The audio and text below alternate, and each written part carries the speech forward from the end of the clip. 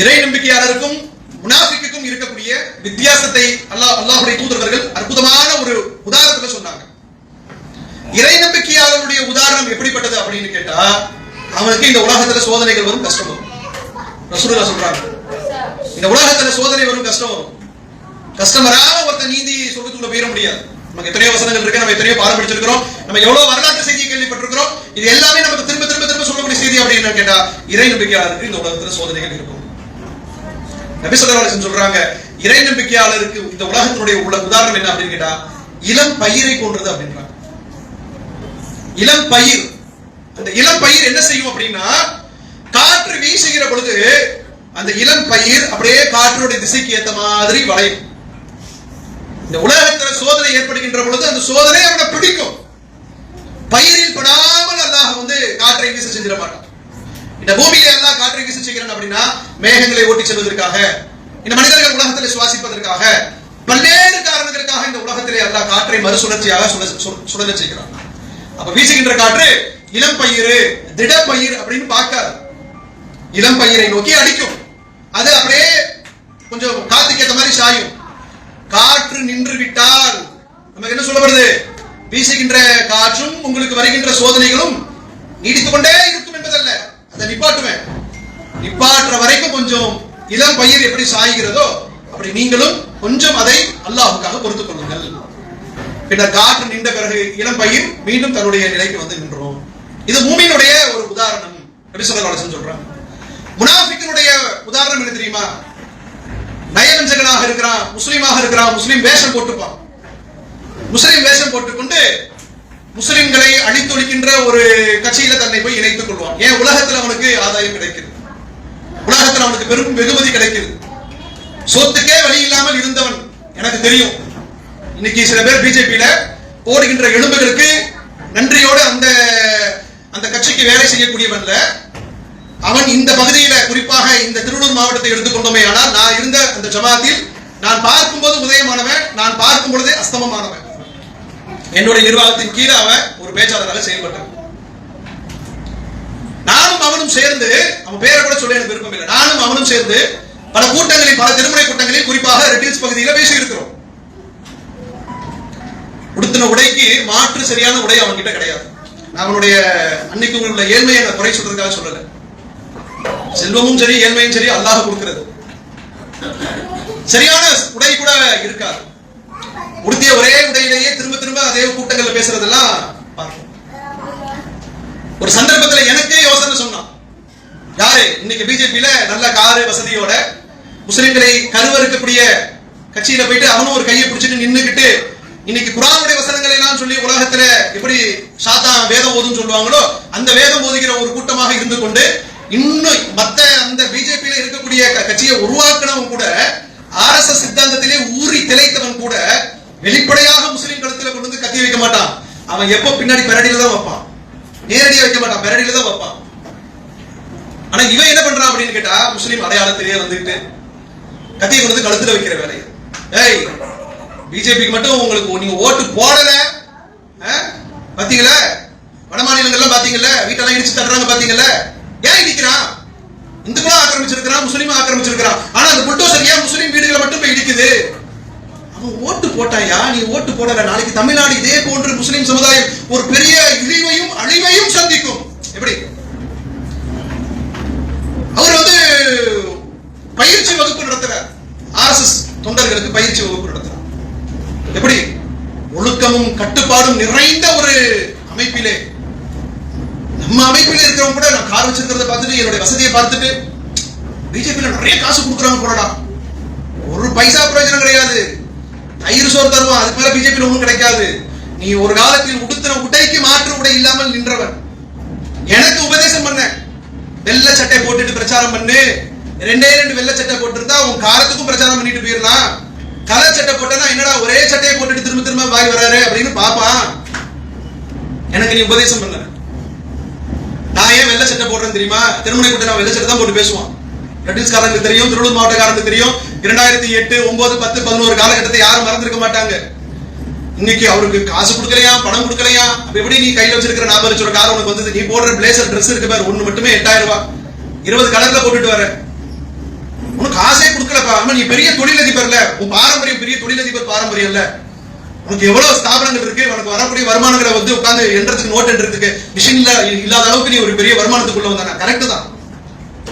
ஓப்பனா டிக்ளேர் பண்றான், நாளைக்கு தமிழ்நாடு முஸ்லிம்களுக்கு இதான் நிலைமை, புல்டோசர் விட்டு எல்லா வீட்டையும் இடிப்பான், எனக்கே இறக்கம் வராதியா, நானே நாளை கட்சி ஜெயிச்சு வந்துட்டேனா, எனக்கு ஒரு சீட்டு கொடுத்து நானே இங்க ஜெயிச்சு எம்எல்ஏ வந்துட்டேன்னு வச்சுக்கோங்க. அவன் சொல்றான், உங்களுக்கெல்லாம் ஒரு பெரிய அழிவு தமிழ்நாட்டில் ஏற்படும் போது, உங்க மேல எல்லாம் புல்டோசர் ஏறும்போது எனக்கு எப்படி உங்க மேல இறக்கம் வரும், நீ தான் எனக்கு ஓட்டு போடலையே, இப்படி எவனாவது உலகத்துல பேசியிருக்கிறான். ரசூலுல்லாஹ் சொன்னாங்க, இந்த முனாஃபிக்கினுடைய அடையாளம் எப்படி இருக்கும் அப்படின்னு கேட்டா, இந்த உலகத்தினுடைய வாழ்வுல திரைத்து போவான், காத்து வீசப்படுது இளம் பயிராக இருக்கக்கூடிய இறை நம்பிக்கையாளர்கள் போல முனாஃபிக் இருக்க மாட்டான். பார்க்கும்போது கொஞ்சம் திடமா தெரியும், கொஞ்சம் வெறப்பா தெரியலாம் பாத்தீங்களா, அந்த வெறப்பு அப்படி காட்டும்.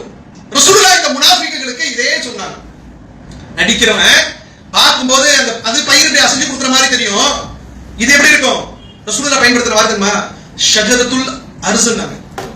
ஷஜரத்துல் அர்ஸ்ன்றது ஒரு விதமான மரம், அந்த மரம் எப்படி இருக்குன்னா பார்க்கும்போது கொஞ்சம் திடமா ஸ்ட்ராங்கா நிக்கிற மாதிரி இருக்கும், ஓங்கி அடிப்பான், அல்ல ஒரு நாள் ஓங்கி அடிப்பான். ரசூலுல்லாஹ் சொல்றாங்க, அப்ப இந்த நயவஞ்சக மரம் இருக்கு பாருங்க, ஷஜரத்துல் அர்ஸ் இருக்கு பாருங்க, இது உடைஞ்சு போகும், மூமின் உடைய மாட்டான், திரும்ப வந்து நிப்பான்னாங்க. காலம் ஒரு நாளைக்கு பாருங்க, இந்த நயவஞ்சக கூட்டங்கள் கண்ணுக்கு முன்னாடி அல்லாஹ்வுடைய தூதர் அவர்கள் சொன்ன மாதிரி உடைந்து போறதை நம்ம கண்ணுக்கு முன்னாடி பார்ப்போம். அந்த குச்சி உடைந்து விடும் பொழுது அந்த நாளில் இவனுக்கு ஜனாசா தொழுகை நடத்துவதற்கு ஒரு மூமின் ஒரு முஸ்லிம் வந்து நிக்க மாட்டான். ஏன்? குடும்பத்தாரால் தூக்கி எறியப்பட்டவன், ஒரு காயத்துல புண்ணுல வெந்து போன ஒரு புண்ணுல சீலும் சலமும் அடிக்கிற புண்ணுல ஒரு கட்டு கட்டுறீங்க, ஒரு கை ஒரு மருந்து வச்சு ஒரு கட்டு கட்டுறீங்க, அதுல சீலும் சலமும் நிறைஞ்சு போச்சு. நிறைஞ்சு போன பிறகு அந்த துணியை என்ன பண்ணீங்க, எடுத்து பாக்கெட்ல பத்திரமா வச்சுப்பீங்களா? இல்ல அந்த குடும்பத்தார் என் புருஷனுடைய காலில் வடிந்த சீல் அதை கொண்டா நான் நெஞ்சிலே அணைச்சுக்கிறேன்னு சொல்லுவாளா? புள்ள கொண்டு வந்து அதை கொண்டா என் மூஞ்சில ஒத்திப்பேன்னு சொல்லுவாளா? என்ன பண்ணுவாங்க, அத நஜிசிலும் மிக மோசமான நஜிஸாக ஒரு கவர்ல சுத்தி தூக்கி போடுவாங்க. ஒரு நாளில் உன்னுடைய நிலைமை எப்படி ஏற்படும்? அந்த நாளிலே உனக்காக நின்று அல்லாஹும்ம மக்ஃபிர் அல்லாஹும்ம மக்ஃபிர் லஹு வர்ஹம்ஹு வஆஃபிஹி வஅஃபு அன் என்று உனக்கு முன்பாக நீ உனக்கு கஃனிடுவதற்கு ஆள் இருக்காது, ஒரு நாளில் உனக்காக ஜனாசா தொழுகை நடத்துவதற்கு ஆள் இருக்காது. ஏன்? நான் மௌத்தா போனா என்ன தூக்கி சுமக்கிறதுக்கு சமுதாயம் தேவையில்லை, என் குடும்பம் இருக்கு, என் புள்ள இருக்கு, என் கூட பிறந்தவர் இருக்கிறான், என்ன தூக்கி சுமப்பான். உனக்கு இன்னைக்கு யாரும் இல்லாத இந்த சமுதாயத்தால் ஒதுக்கப்பட்ட ஒரு அனாதை முஸ்லிம்களுடைய பிரேதத்தின் உடல் மேல புல்டோசர் ஏற்றும் போது எனக்கே இறக்கம் வராது, அப்ப எப்படி அவங்களுக்கு எல்லாம் இறக்கம் வரும்? ஏற்றதாண்டா செய்வான். அன்னைக்கே அல்லாஹ்வுடைய தூதர் சொன்னார்கள், கியாமத் வரைக்கும் இதே மாதிரியான நயவஞ்சக தனத்தோடு மனுஷன் வருவான், முஸ்லிம் போல உள்ள இருந்துட்டு ஆட்டம் போடுவான், தன்னை மறைத்துக் கொள்வதற்கு முயற்சி பண்ணுவான். ஆனால் நீங்கள் அடையாளத்தை கொண்டு நீங்கள் கண்டுபிடித்து விடலாம். அப்ப என்னன்னா, அல்லாஹ் ரப்பல் ஆலமீன் இந்த லா இலாஹா இல்லல்லாஹ் முஹம்மது ரசூலுல்லாஹ் கொடுத்திருக்கான் பாருங்க, அதிகமாக அல்லாஹ் கிட்ட துஆ செய்யுங்க. ரப்பனா லா துஸிக் குலூபனா பஅத இத் ஹதைதனா வஹப் லனா மின் லதுன்க ரஹ்மா இன்னக அன்தல் வஹாப். அல்லாஹ் குர்ஆன்ல சொல்லி காட்டுறான், உள்ளங்களை பெரட்டக்கூடியவனே அல்லாஹ்விடத்தில் நம்ம பிரார்த்தனை செய்வோம். லா துஸிக் குலூபனா, என்னுடைய உள்ளங்களை நீ பெரட்டி விடாதே. பஅத இத் ஹதைதனா வஹப் லனா, எனக்கு நீ நேர்வழி காட்டி உன்னுடைய பாதையை என்னை தேர்ந்தெடுத்த பிறகு, எனக்கு நீ இஸ்லாத்தை கொடுத்த பிறகு, என்னை லா இலாஹா இல்லல்லாஹ் முஹம்மது ரசூலுல்லாஹ் என்று சொன்ன வைத்த பிறகு, அதன்படி நான் அல்லாஹ்வின் தூதரையும் அதிகம் நேசித்து அவன் வழியிலே நான் நடக்கின்ற பொழுது உள்ளங்களை நீ ரெண்டு விரலுக்கு நடுவில் வச்சிருக்க யா அல்லாஹ், லா துஸிக் குலூபனா, எங்கள் உள்ளங்களை நீ பிறழ செஞ்சிராத. மின் லதுன்க ரஹ்மா, உன்னுடைய அருளை எங்களுக்கு பொழிய செய்வாயாக யா அல்லாஹ். இன்னக அன்தல் வஹாப், நிச்சயமாக யா அல்லாஹ் நீ பெரும் வல்லதாக இருக்கிறாய். உன்னுடைய அருளை இறை நம்பிக்கையாளர்களுக்கு நீ சொரிவதிலே எந்த விதமான கட்டுப்பாடும் இல்லாமல் நீ வல்லலாக இருக்கிற அப்படின்ற ஒரு துஆவை அல்லாஹ் ஜல்லஷானு தஆலா குர்ஆன்ல நமக்கு எடுத்து காட்டுறான். அப்படின்னா இந்த கல்பு அப்படிப்பட்ட கல்பாக இருக்கு. நம்முடைய உள்ளம் இன்னைக்கு லா இலாஹா இல்லல்லாஹ் முஹம்மது ரசூலுல்லாஹ் சுமந்த உள்ளமாக இருக்கு. அதிகமாக அல்லாஹ் கிட்ட இந்த துஆவை கேளுங்க. நம்ம கண்ணுக்கு முன்னாடி அல்லாஹ் நிதர்சனமாக ஒரு ஷைத்தானை மனித உருவத்திலே அல்லாஹ் ஒரு ஷைத்தானை வைத்திருக்கிறான். ஷைத்தான் என்பது ஜின்னுல மட்டும் கிடையாது, அல்லாஹ் குர்ஆன்ல சொல்லி காட்டுறான். ஷைத்தான் என்பது ஜின்கள்ல மட்டும் கிடையாது, மனுஷன்லயும் இருக்கிறான்.